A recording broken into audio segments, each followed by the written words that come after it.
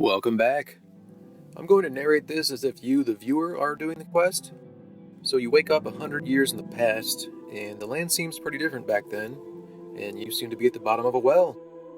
At this time I would put on my Spectre illusion, using the 3D death visage. As the Spectre, I kind of pull you out of the water, and I'm disappointed that you are alive. You climb out of the well, and it's revealed you're in a forest near a graveyard. Lone dwarf nearby who was staring at a little ghost on a graveyard fence. As the Spectre, I would tell you the story about the little girl in the legendary Fear House, which again requires you to jump back further in time to see that event.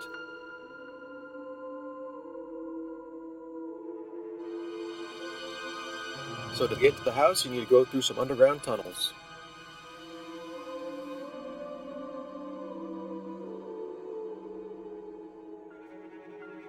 Down here you see this graveyard is where the cursed demons are buried and sealed away forever. You can see the one skeleton here has horns. It's kind of like a maze down here, meant to be slightly confusing, so you have to explore around until you find the sewer entrance. It was hard to construct and test, and I still get stuck a little bit.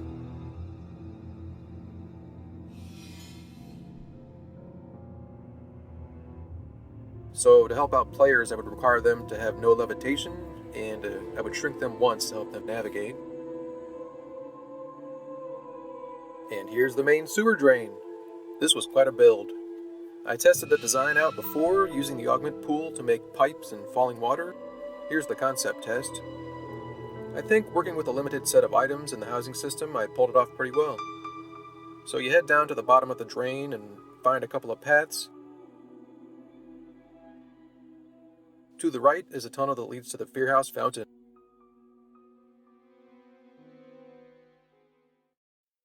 And there it is, the mythical Fear House. Technically version 2.0, since I had the little Fear House at the carnival. The look and the interior of the house are designed by Nyan, and of course I took it over and molded it into the quest. I tried to create a vast forest hill theme for the surface area here, and I used a forced perspective to give the illusion it went on forever. Tree leaves in the interiors can't usually be passed through, so I used that to create natural barriers to control where the player would walk. Here's a cliff at the edge of the hill, and you can see a forest below. So you would wander around and eventually enter the house, where you would see two dwarves watching the magic screen. So as Death, I would be narrating the legend for you, and for story purposes you would be viewing the past events, but you wouldn't be able to interact or be seen by the dwarves. I would tell you about the family here and show you around. There is a little dwarf girl and her cute teddy. Here on the top floor are the bedrooms and the father's weapon collection. The lore I made up is that this land was mostly inhabited by Karens, who made all the ruins, but eventually some dwarven miners built a house and mined here to get their precious gems and gold, which unintentionally led to the disaster for the land. I wish there were some placeable Karen models to show them off better, but with the limited housing system, it doesn't provide this, and you can make merchants that look like Vaz, but you can't rotate them on all axes, so I just had to place a lot of Vazshir symbols around the ruins. Yeah, it's kind of a confusing story, but you work with what you got. Down here in the basement is the kitchen, dining room, and library, all amazingly decorated by Nyan.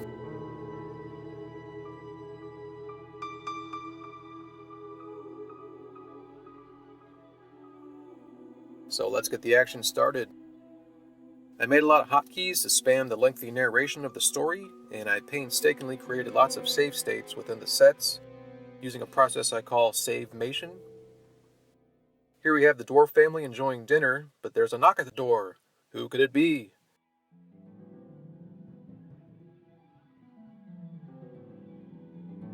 It's some kind of rock demon. It seems the miners had dug deep into the ground and broke through to a monster lair, and this one somehow tracked down the lead dwarf. Before the dwarf can do anything, the rock demon attacks. It knocks the father into the wall and sets its gaze on the mother and daughter. It breathes in, then releases a blast of lava fire. The daughter runs away.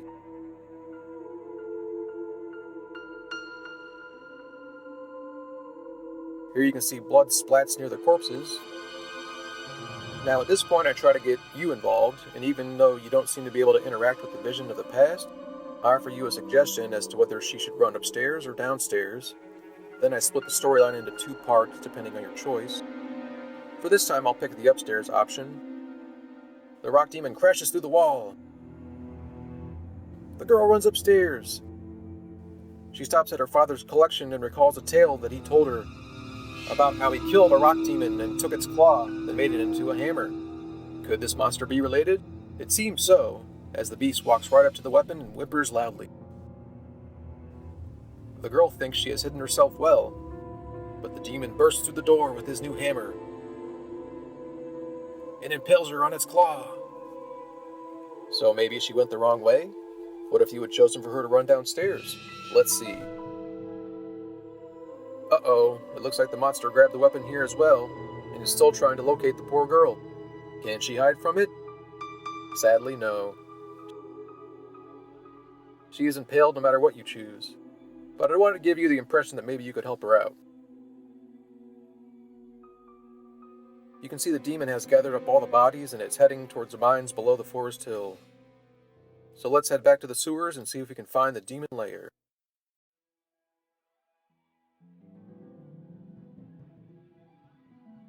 Here we see where the sewers connect to the mines. All these tunnels were really hard to construct to fit all together between the sets and have it all fit in the guild hall. And to make it maze-like so you get all turned around. Down here you can see a strange lava hammer.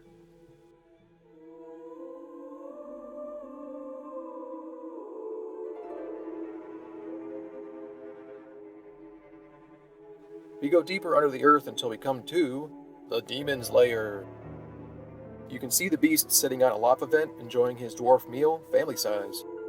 He seems to have grown in size since we saw him last, perhaps gaining strength from his rampage, reclaiming his fellow demon's claw.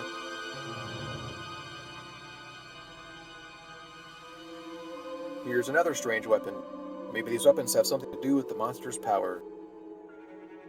At this point, the demon would chase you out of its lair, and I'm going to skip over to the sewers again here, where the beast is still chasing you. Somehow you are making an impression in the past, and the monster can see you. Alright, so what happens to the dwarf family after this horrific attack? Let's travel into the future a bit, where it was taken over by the forces of fear. A fear house. Just a trigger warning, this may contain material offensive to certain sensitive people. Look what happened to the poor teddy bear. We've got some corpses hanging here from the trees. Nice touch. I recall trying to have this done by Halloween as a proper upgrade to the smaller fear house. Here was an NPC I would narrate who would tell you how she enjoyed the view here with her lover before she pushed him over the edge. I've got many scary movie homages here. Here's the Beetlejuice wedding scene.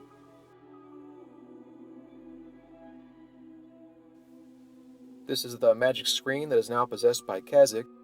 I would narrate this lady here to say, "They're here." There's a portrait of Thule, goddess of nightmares. You can see the dwarves that still lived in this land are being tortured. Got one on the grinder and one in the Iron Maiden.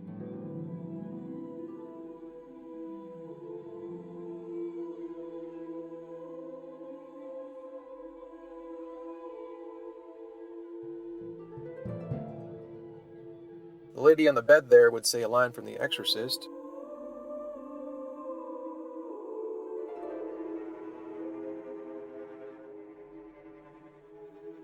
Here's a portrait of Moral Thule.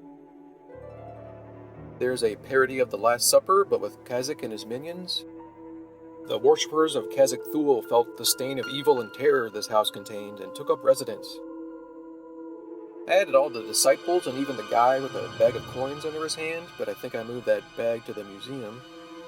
In my lore, the murder house was a Narathian hangout for all the forces of evil, and it turned the surrounding area into a blighted wasteland.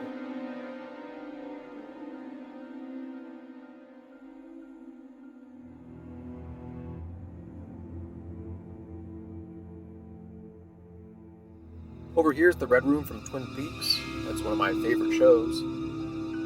Sadly, I didn't have enough Daybreak cash to buy all red banners, but it gets the idea across. In the original timeline here, this place was contaminating the lands for hundreds of years. It almost caused the destruction of the Karen tribes and the dwarven miners, until So fell back into the past and tried to save them. So you, as the viewer, are able to interact with the past a bit more, and have talked to the dwarf near the graveyard back at the beginning. He instructs you to travel back before the rock demon attack and take the weapons of power, which should reduce his ability to slay the family. The dwarf was a friend of the family, and he regrets not being able to save them, so he made a deal with the Death Spectre. If you get the weapons from the past, the dwarf promises the little girl he'll avenge them, and he gives her a white rose as a symbol of his dedication to righting the wrongs. You think you can prevent the attack, but sadly it still happens no matter what choice you make. There is one difference though. You can see here that the rock monster doesn't have his demon hammer. But what could stop the rock demon from continuing his evil rampage? Why, it's the dwarven god of the underground, Brel Cyrillus. Uh-oh, the evil monster looks pretty scared. He leaps to attack. But Brel ain't got time for that. He knocks the beast through the window.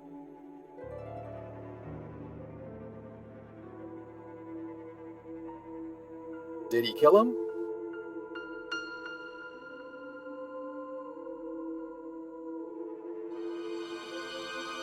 Oh no, the demon's awake and is growing into his final form.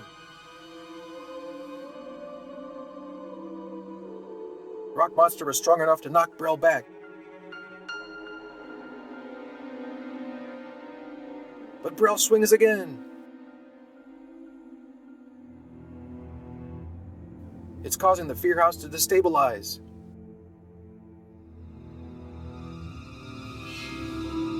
The demon leaps again. But Brel does a fatality move and crushes the beast's skull in, causing his rocky body to explode.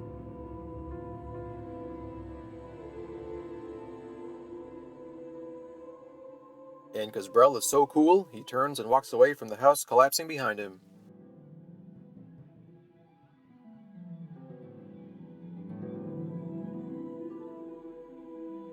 The evil rock demon is finally slain. It took the powers of a god to defeat it. Thankfully, it took away the monster's weapons.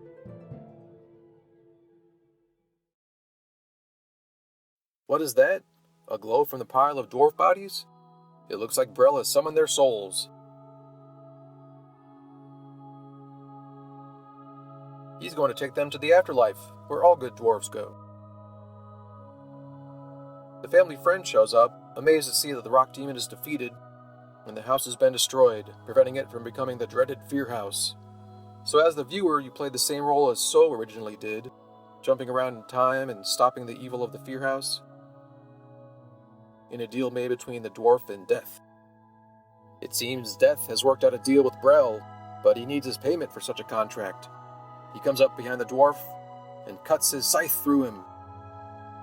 It may seem like a cruel result, a twist ending, but now he can join his friends in Brel's afterlife, after spending so many years regretting his decision to not be there when the demon attacked. You may bargain with Death, but in the end, Death always wins. Brel embraces them all, and they descend into the world far below. And that's the epic tale of the Fear House, a scary interactive quest especially fun around Halloween. It took many months of work to write and build and animate. I really wanted to push the limits of the housing system in ways the original designers probably never thought of.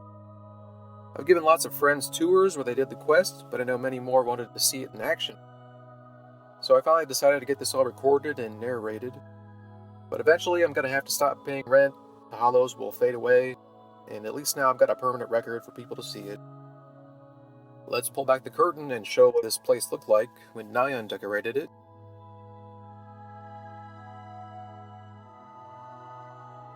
It was a guild hall for our sub-guild, the Meow Meow clan. Sort of the origin of the Karen tribe lore.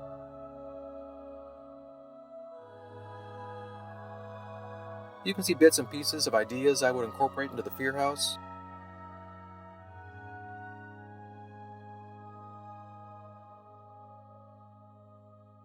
from the lava here.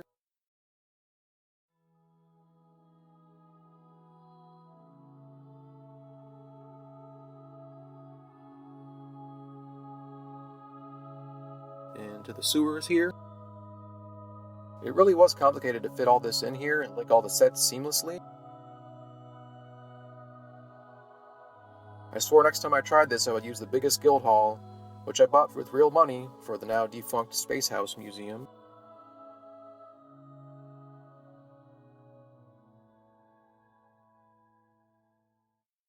Here is the memorial temple built on the ancient site of the Fear House, which lets people know that a strange Karen appeared and helped save the land, which is why the tribe built a giant statue of So to honor him.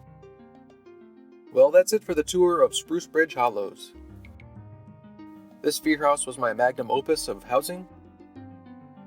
Years of work, lots of fun with friends in the game. Player housing was more than just a place to store extra items. It was an escape from the same old grinding from all the raids. It was an extension of someone's creativity. And lots of role players would use it to expand their story. You could share your builds with friends and collaborate on cool ideas, and get to know them better in the process. I still talk to fellow housing buddies to this day. We've built stuff in Minecraft, we built stuff in Landmark, and we still stay in touch. I just wish Daybreak had continued to support the housing system and it didn't have all those unfair, annoying rent rules that just usually results in people losing their plots and their items. Now I truly feel that housing is just a dead feature. But when a company has to consider their bottom line, housing just isn't paying their bills.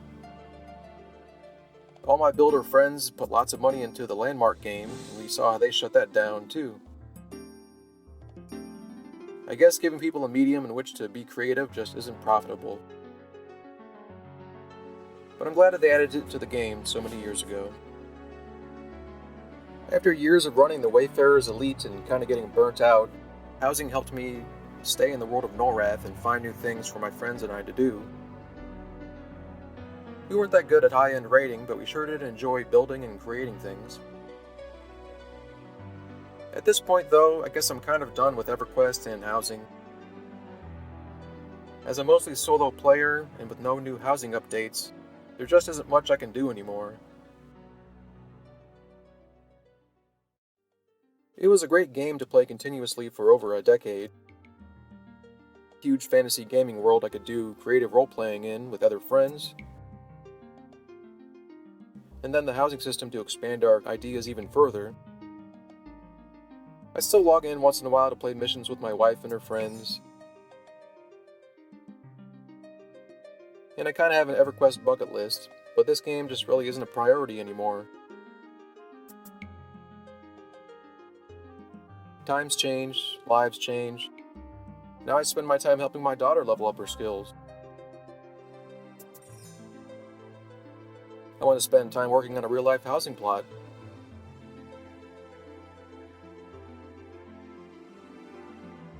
Maybe someday I'll work on that space house, but not for many years.